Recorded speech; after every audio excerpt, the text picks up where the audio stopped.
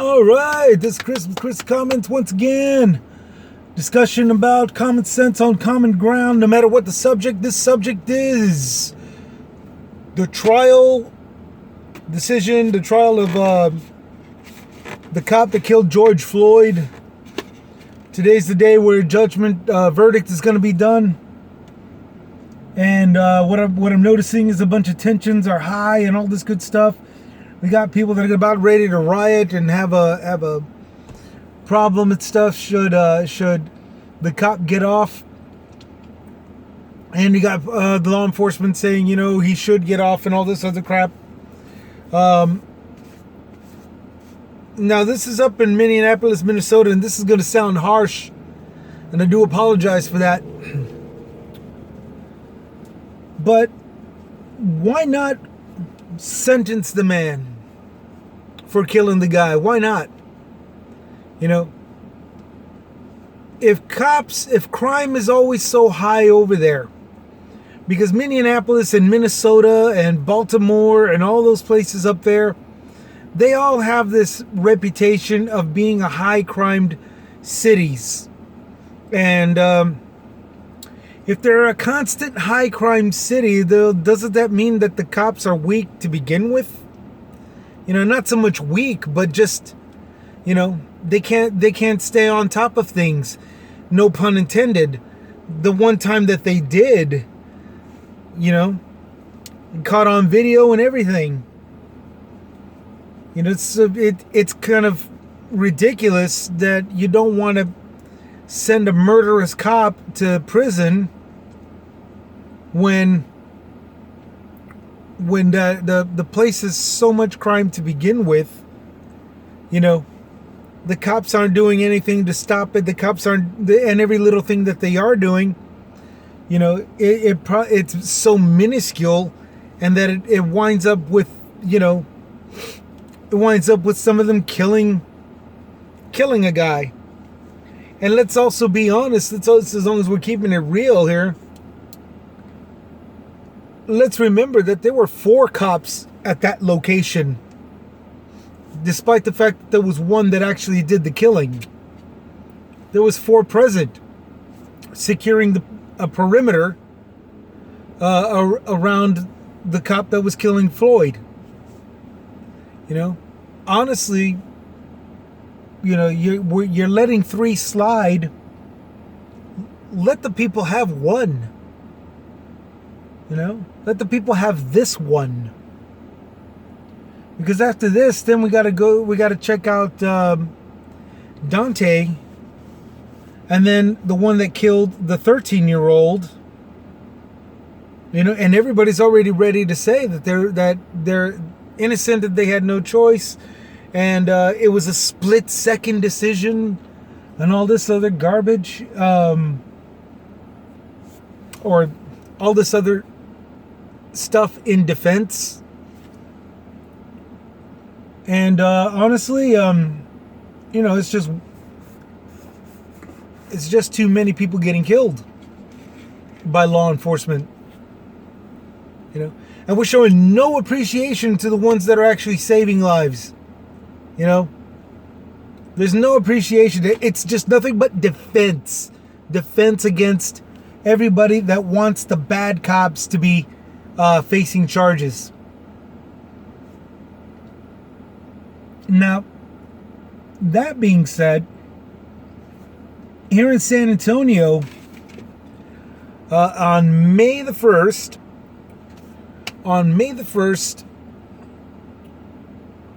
we're all going to be voting for a proposition called Proposition B.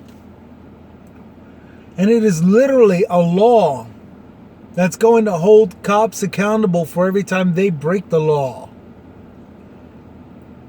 Which is good, and it's about damn time.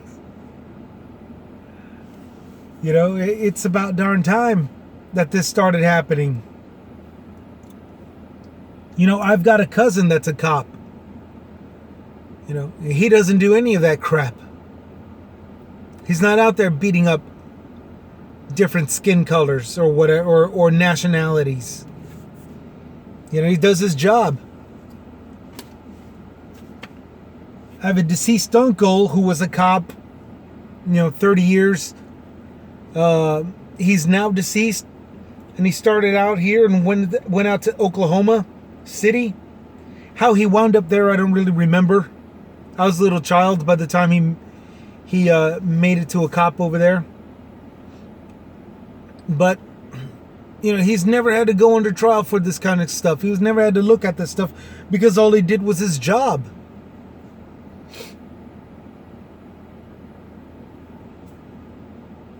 So you talk to somebody like me that's never been in law enforcement.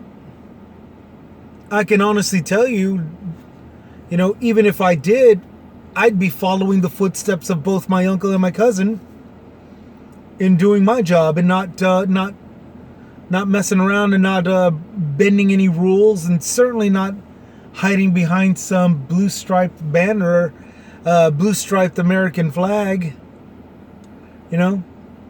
I wouldn't be hiding behind a back of the blue flag. Excuse me. Back the blue banner. I'd be doing my job. I just wouldn't be messing things up. Cops get paid real good. They get great benefits. They get great health care.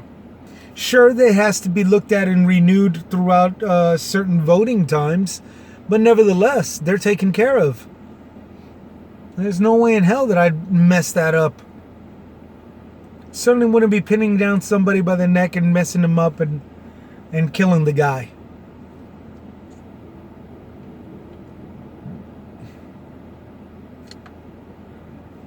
Certainly wouldn't be, shooting a 13-year-old kid, even if you saw a gun on him. The simple fact that you see him walk beside a fence, and then turn around with hands up, both hands up, that alone says that your life is not in danger. Even in that split second. Even in that split second.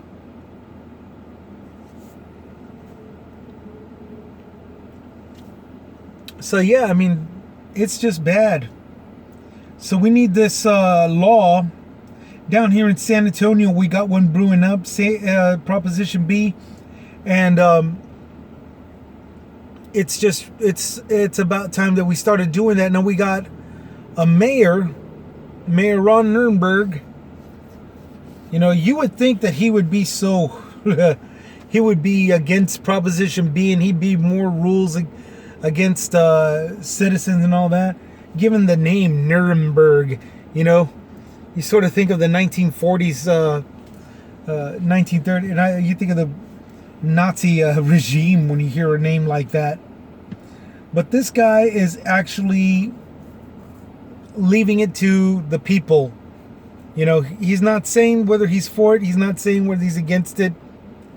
What he is saying is let the people decide, because it's a very tough decision to make, and that the people should be the ones to handle that, seeing as how it's derived from the people. This isn't some commission meeting processed,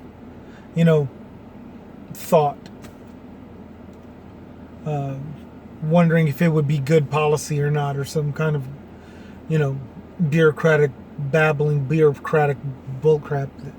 This is an actual case, an actual subject. Now, Nuremberg has got two candidates that are running against him this year, and the reason why they both suck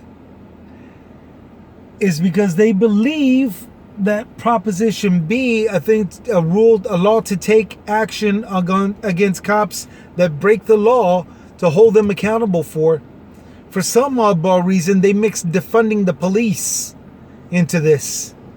And there's nothing in that proposition stating defund the police. There's nothing in that proposition concerning it. That phrase, defund the police. Which, for the record, defund the police came to stop arming the cops with riot gear and tear gas and all this stuff, because we saw what happened the one year that they used it. It was developed as far back as 9/11, 2001, I should say.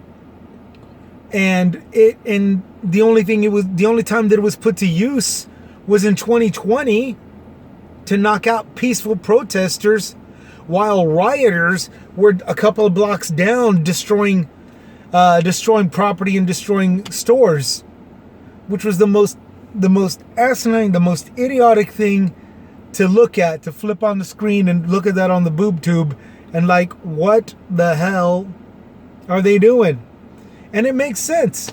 It makes sense. Defund the police was not so much strip them of their pay or don't give them their health care. No.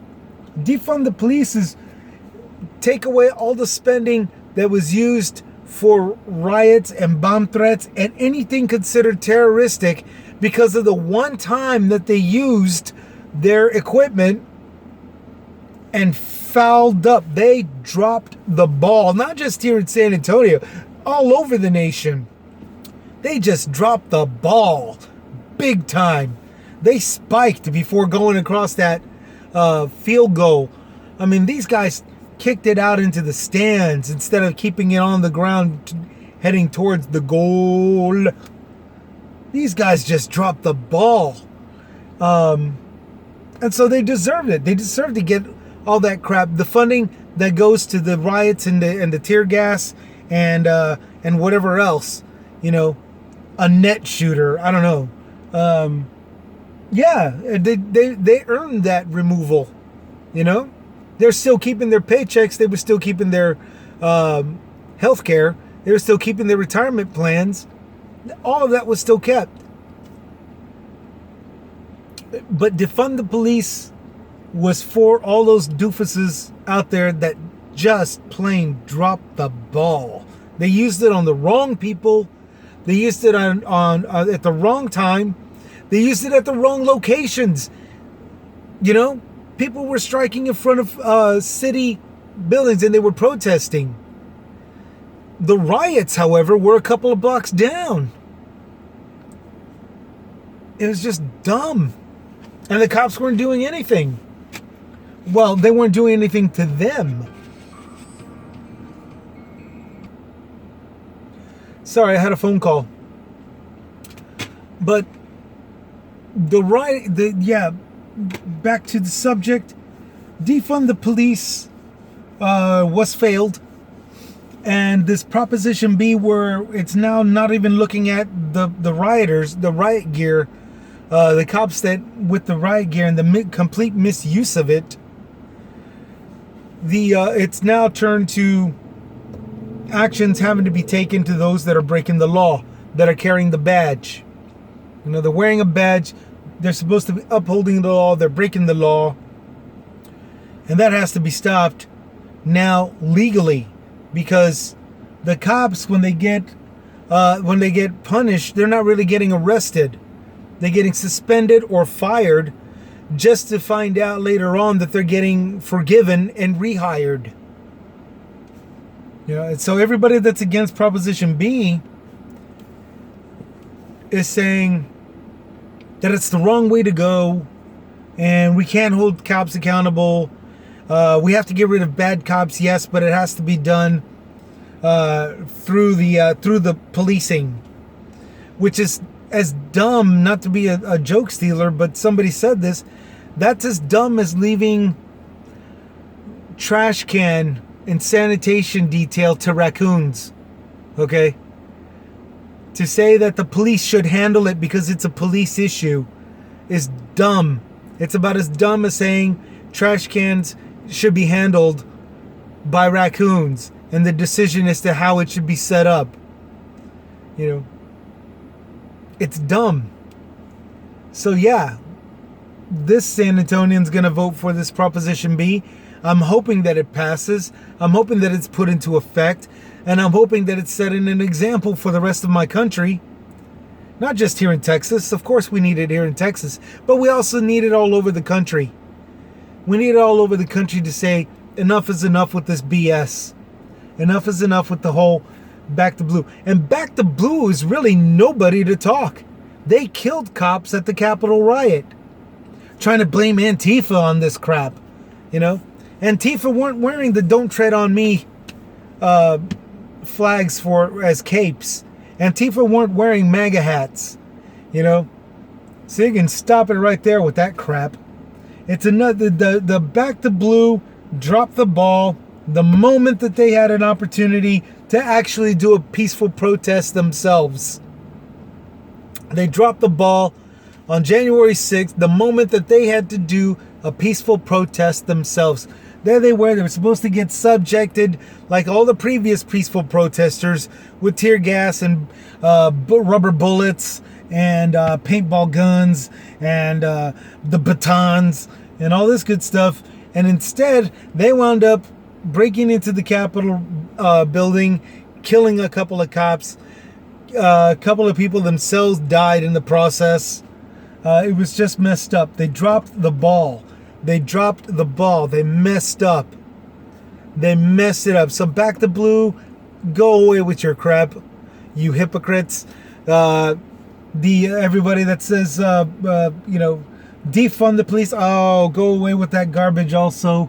That's a bunch of hypocritical nonsense. You obviously didn't even read the bill. You know. And it goes all the way down here to San Antonio, Texas, where Proposition B, say no to it because it defunds the police. Those people obviously didn't read the bill either. You know, they didn't take the time to take notice. The defund the police is nowhere in the bill. And that any meme out there and all this other stuff that says that there it is. You know, you got to do the standard of read the date of the bill, which probably isn't even under Proposition B. And it was probably defund the bill. It was probably defund the police. That was probably written in 1996. You know, which is the reason why you just got to do your research. I